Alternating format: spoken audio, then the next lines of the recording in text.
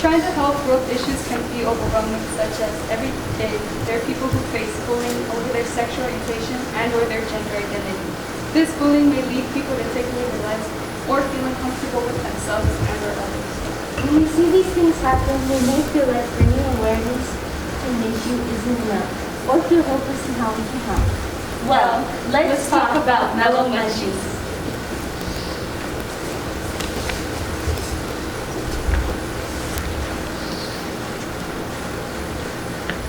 So our company is about wanting to donate our product. Every purchase we make is a purchase that's going to an organization that matters. Our company Snapshot wants to connect with local communities that matter, as well as supporting our local businesses. What is our mission? We want to bring awareness to social and global issues. Bring awareness to global and social issues. Social issues. The topic we had brought up in the beginning is one issue that we want to speak on for ourselves. Topics such as the LGBT plus community, mental health, global warming, homelessness, and more are all topics we want to speak up about and bring and shed light onto, and as well as educate the people around us on these topics. So how exactly will we achieve this? We will provide people with books that will be on the topic that we are donating to. We'll also give information on the organization. We also want to have people enjoy our foods, clothing, and drinks that we will be given, because 5% of our profit that we make off of these purchases will be donated to a charity of the month. So who's being affected and how are they being affected? We are targeting people that are activists and want to help others in their community, whether that be in the LGBTQ plus community, or if they want to help poor, homelessness, and things like that. The way that they will be affected is through when they buy our products, they will be educated about the charity of the month that talks about the things that we are trying to donate to and help bring awareness to. While they're being educated, they can educate other people that they know and bring awareness to these issues. These are our company's competition. Starbucks is our global competition. They donate to help world causes, and they also sell coffees and pastries. Cup of Joy is a local competition. They also sell drinks and pastries, and they donate to religious beliefs. And that's our competition. Our unique value proposition is that with every purchase you make, it will be going to an organization that matters. Starbucks does do donations, but these are only monthly and sparse, while we will be making it with every purchase that we get. Because our goal is to sell our product through a pop-up shop and travel around the county, our major cost will be our pop-up shop expenses and our traveling expenses. Our revenue sources will be tea lovers and dessert lovers, and as for our profit, we will gain our profit from the number of desserts we sell, the number of drinks we sell, and our merch. As said before, our profit that we gain, 5% of that will be donated to charity. We have calculated that around $6,150 will be donated per year. So for our market size, for our total addressable market, we have San Joaquin, which has a population of 6 million people, and 34.5% of that are of the ages 17 to 35 years old, which is our targeted audience, which brings us to a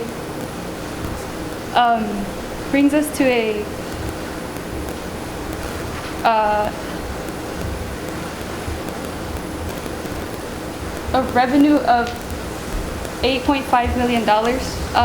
For our serviceable addressable market, we will be focusing in Fresno, which 12.4% of the population is of the ages 17 to 35 years old, which brings us to a revenue of $740,000. Our cost of goods would be around to $7 per unit, which is teas and pastries that we will be selling. Our SG&As will be around $10,000 per year. So this is our revenue graph. It's based on holiday A season, which means that depending on the month, our sales will increase or decrease. For example, because July is a very, very hot season, most of the time, refreshing drinks go higher and warmer drinks decrease. The total revenue that was predicted to be within our first year will be $10,250. Our startup cost will be based on administrative cost, which is $4,000, our development cost, which is $260, our marketing cost, which is $1,200, and our inventory cost, which is $1,800. Adding all of this up will come out to our total startup cost will be $7,300. So for our MVP, we will be selling teas and drink samples, food and drink samples. The reason for doing this is because we'll be able to zone down our menu options, as well as gather money so we can purchase shirts and have them screen printed.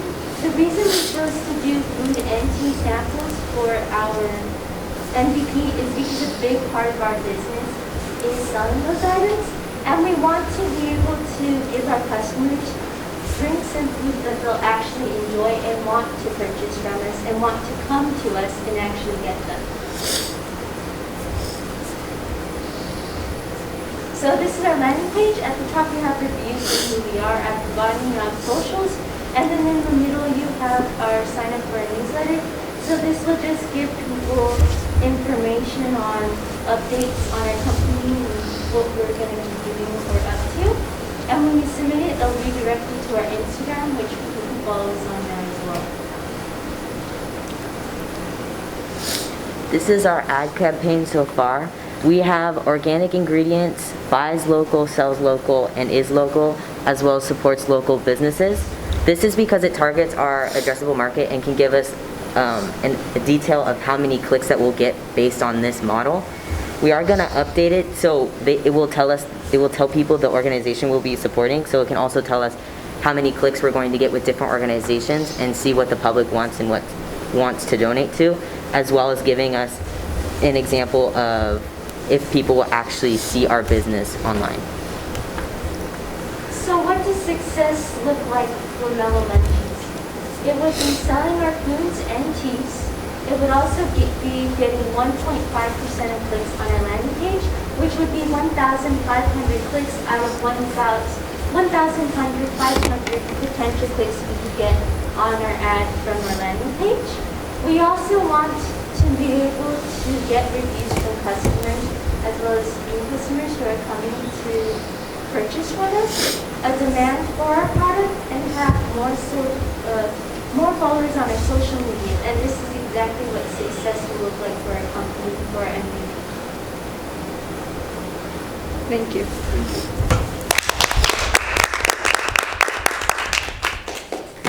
All right, good job. I really like the graphics that you have on your PowerPoint. And you pretty much answered a lot of the questions that are on here. However, I do have a few questions. Your UVP, can you go back to that slide?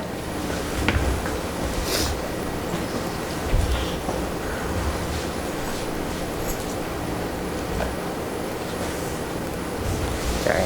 Okay, so your UVP, you talked about that what makes you unique is that you donate to various charities, right?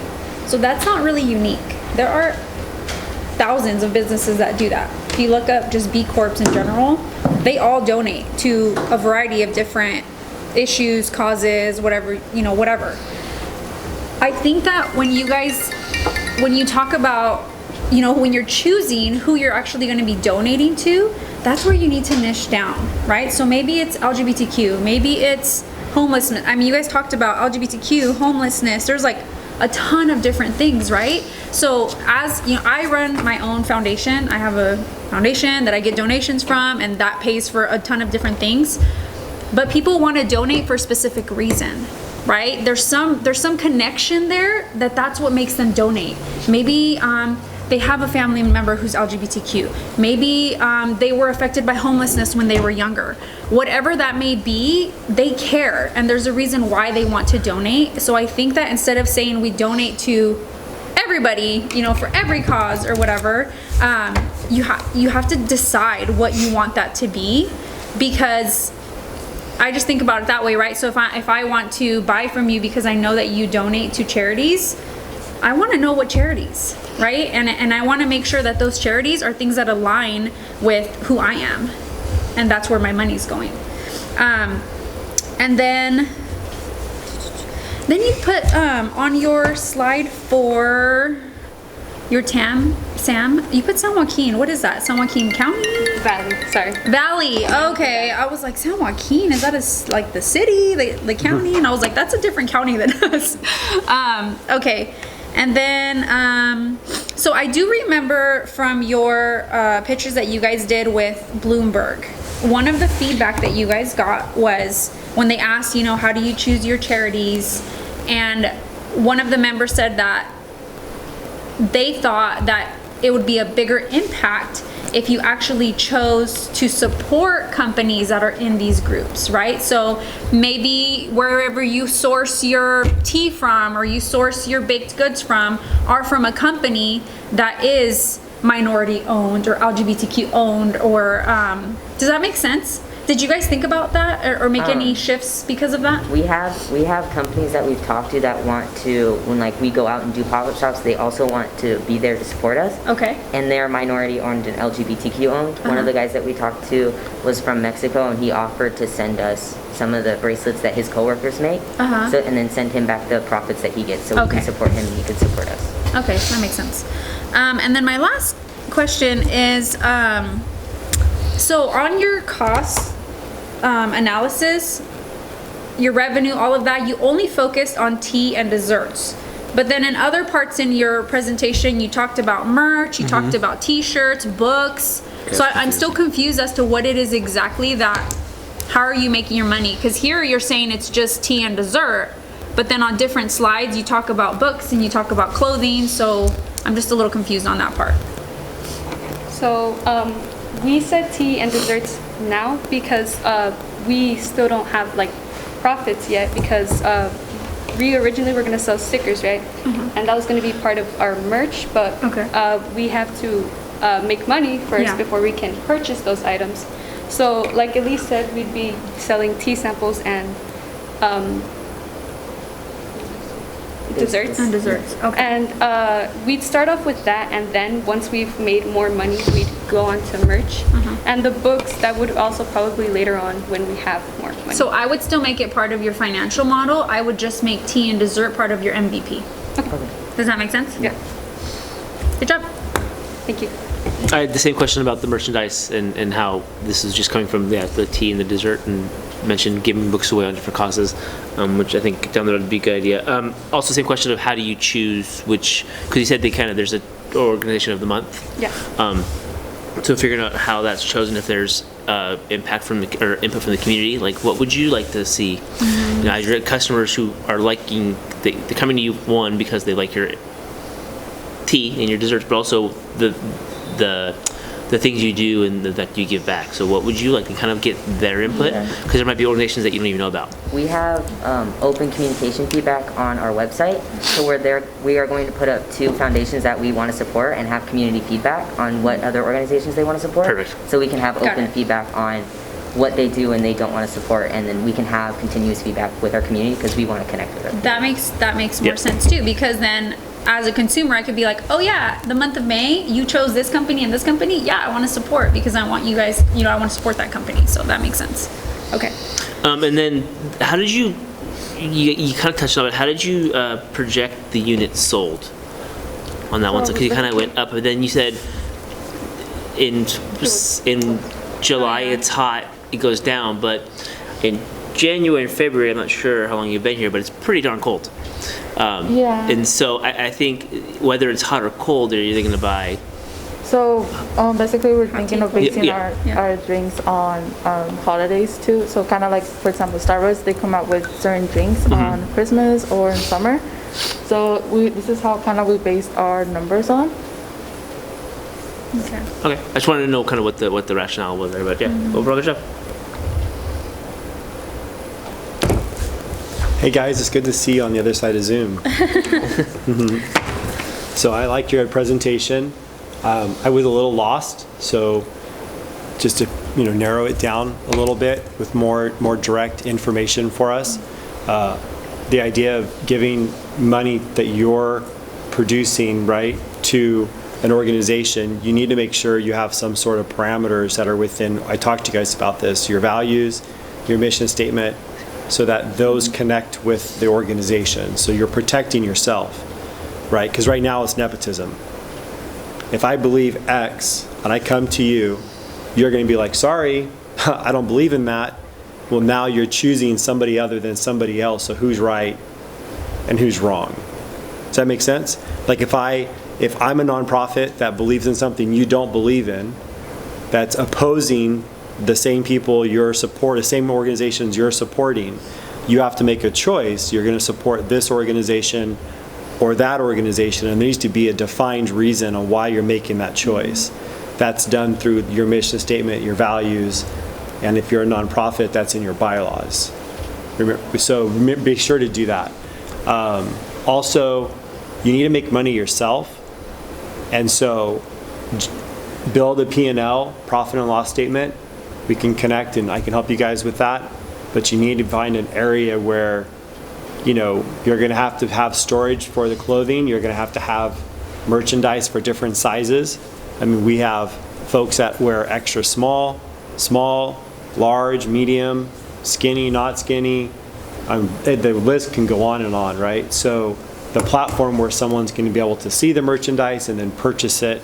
So that's displayed on there. It can be as simple as a website, guys. It doesn't need to be on your cart, but that feel, touch thing is important when it comes to someone making a decision, and then them not getting it right then. So do you have something that you kind of have along the side where you can go into a little like cart and pick it up, like a chest of some kind?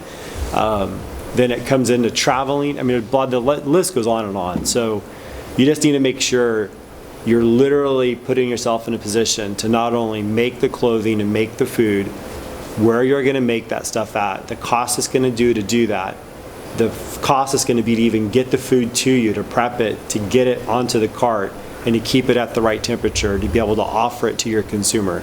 There's a lot of different things there, but just look at it from like the beginning stage and then ask yourself, okay, that water is going to, where am I getting that water from?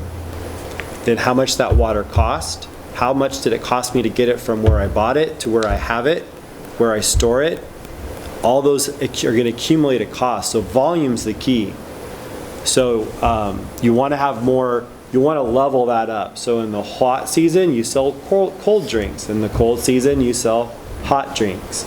And we sell t-shirts in the summer and hoodies in the winter, right? So you sell big hats in the summer, sun hats, and then you sell sunshades in the, you just have to figure out like, how am I going to level that up?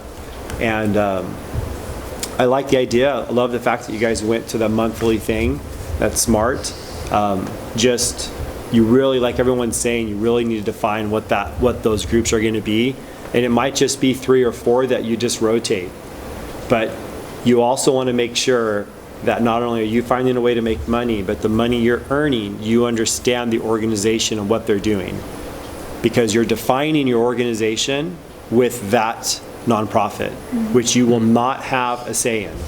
That's a lot of money that you're giving them, but in the big scheme of things, it's not a lot of money to them, right? So your voice won't be as loud in your heart as it is to them, financially speaking. So, and unfortunately, financially, a lot of things that you're trying to impact, the story's already written. You're doing the best to be able to give in to that, which I respect 100%. So just think through those things and you guys will figure it out. But good job overall. Yeah, I think I agree that your branding is great. Branding is really good. I think I'll just start here since we're on this slide.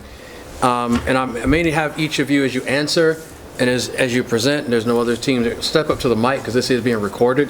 So it kind of picks up your answers because some of you talk really, really softly. What's the answer to those low months? I mean, what do you want to provide to? Well, at first we were thinking this is kind of like the start because this is the beginning of, this is our beginning of our startup. So we were kind of predicting we're not going to sell as much within the first few months, Okay. but then later on. So it's not 12 months, that's just 12 months from whenever you start. Yeah. Got it. That's not January through December, that's from whenever you start to whenever. Got it. Okay, that chart makes all the sense in the world now. All right. I don't really think it's a big deal. We say a lot about, what you're doing for how much what you're contributing and which organizations you're contributing to based on sales. You kind of go back and forth in your wording. You say on every purchase you make, and then you go back to every purchase we get. So just be careful on the wording because it's not every purchase you make, it's every purchase that's made by a customer because you're only donating 5%, right? So, it's not like you're donating a large chunk of everything. So however you choose and whoever you choose to donate that to, I personally think that's okay, but I do think I agree with everyone else. In your pitch, you should at least in your mind as a team have organizations that you want to start off with that you care about. Their logo should be in the presentation. It's only 5%, so, and I'm sure that'll change over time, so I don't think it's really a big deal. I think I like that you started off talking about the problem right away. Really, really good. You said when people are going to be educated when they buy. So I buy a cookie, how am I educated? And step up to the mic, whoever's going to answer. So how you saying they're going to be educated when they buy stuff? So the education doesn't necessarily come from the foods and meats. It'd be coming from the books, because the books would be the books would be based on the topic that we are donating to, so that people can read them. So it's kind of like you go to a cafe and then you also have sort of a book store sort of thing. So then people can read while also enjoying food, and it's kind of like creating a community. Okay, so are you guys buying books that are specific to certain topics, or are you writing and publishing your own books that you're selling? We're going to be buying those books. We have talked with 1448, pretty sure that's their name. They're downtown and they collect stories that are written inside of the community that are about certain topics. Okay. So last time we visited, it was during a celebration of Mary in Guadalupe. So they had stories that were about Mexican culture and Mexican heritage. Okay. All right. So so there's a disconnect there. All right. So that's good to know. Target market. It does seem like, I think you cleared it up later that I think in your presentation, somehow you need to talk about how you'll launch with these products, and as you grow, you'll gain these products and you'll grow over time. Because first, in the beginning, you talked about food, clothing, and books. But then you just kind of lost it in some of the presentation. Now I get why, as you explained it, like we're going to save up enough money for a screen press. We're going to save up enough money but that wasn't in the presentation. So somehow we have to almost do like a story, a timeline that talks about how you're going to get from one thing to the next. It should be one slide that features a timeline. And I think that would help clarify when you think you're going to get to those milestones. I think your ad should tell a story, not just be a cute picture, because it really doesn't define what your organization is about, and that you make donations.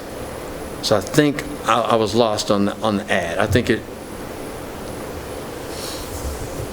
could have just a little bit more to it. Let's see.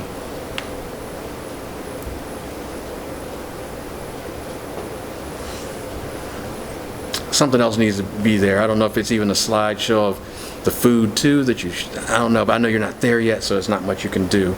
Or even just a voiceover. But it's just animated. There's no audio or anything. Okay. I think the ad could hit your story a little bit more. I think your success slide has no numbers to it. Can you go to your successes when you talked about?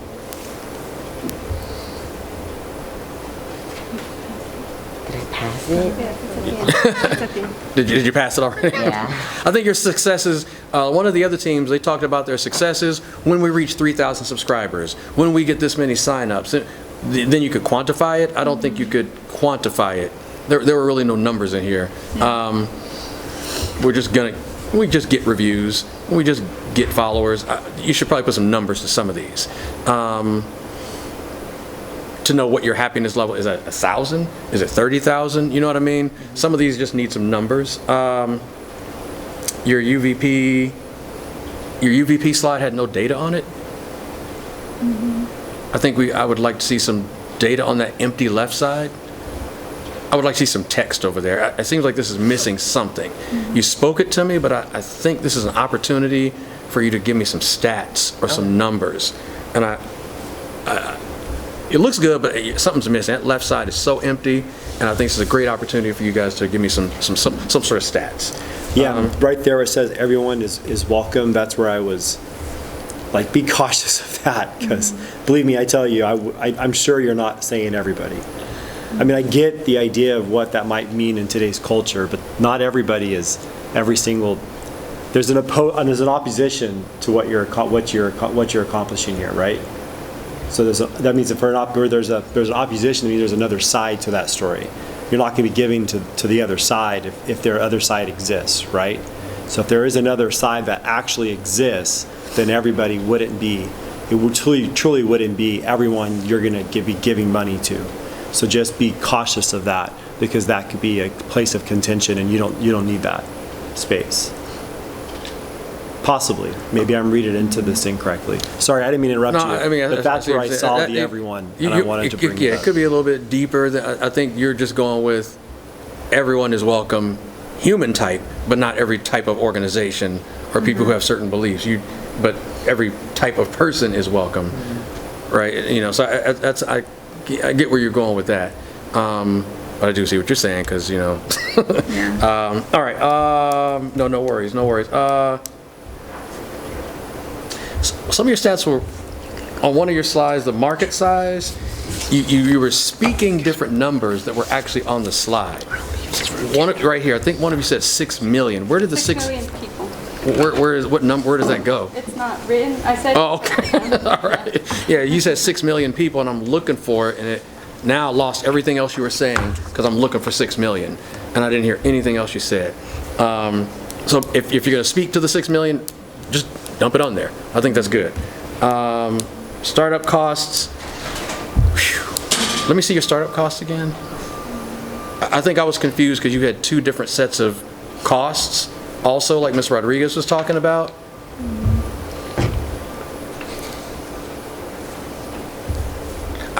I think you're selling out of a vehicle, correct? Or where are you guys selling from? For right now, it's just going to be a pop-up shop. So it's just like a gonna table be, and. Yeah. Okay, got it. All right, so that answers like that. what you see at Art Hop. That's what it's going to be. And that's what I was going to suggest. So one of my suggestions is, in order for you guys to generate more revenue, it doesn't really hurt for you guys to host your own events, where people come and then you're the host of events.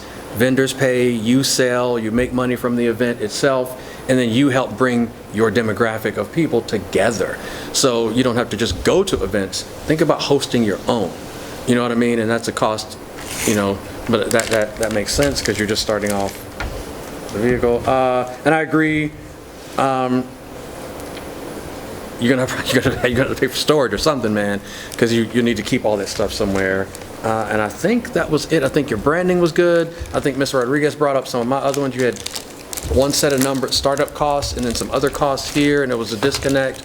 But other than that, I think the branding is good.